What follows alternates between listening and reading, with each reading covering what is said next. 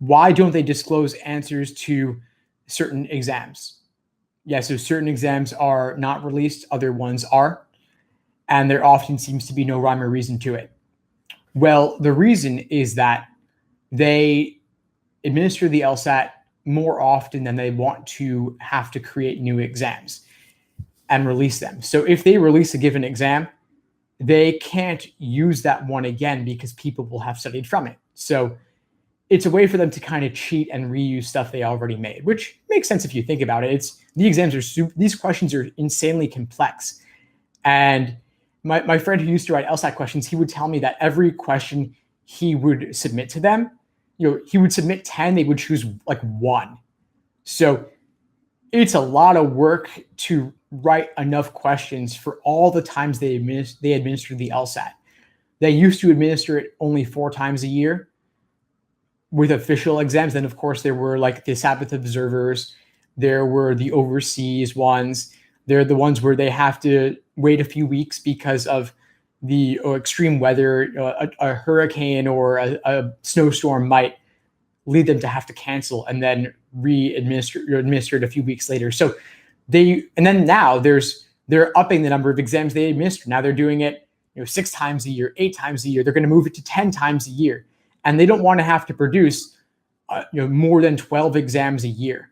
So they're reusing content. And there's something weird about that happens now where you could be a Sabbath observer who took the LSAT last year and they didn't release that one, but now they're reusing that today. And if they release today's exam, then people who took both are going to see that. And that's not a good thing. So for that reason, it's getting to the point where there might have slight overlap where a small number of people are seeing that content from their previous unreleased exam to their later released one. But it's not really a big deal because people probably aren't going to remember it that well if you look across 6 months or a year or 2 years, but it's still not the best situation.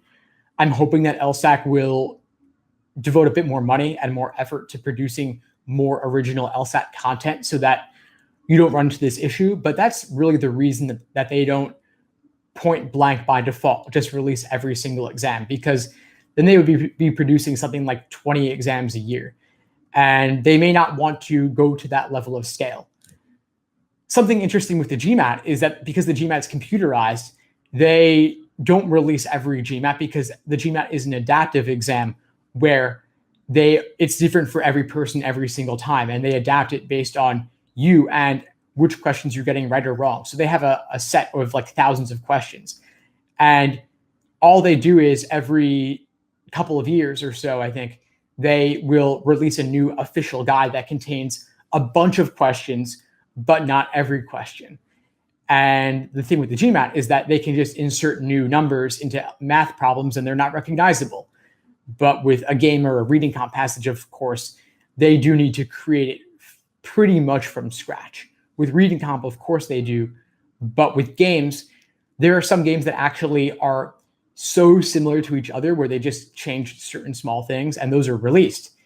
And if you want an example of that, you can look at my website, 7 logic games repeated on future prep tests. And I listed games where they basically just changed the variables and certain small details, but they did actually reuse most of the structure. And so that's an interesting thing to see.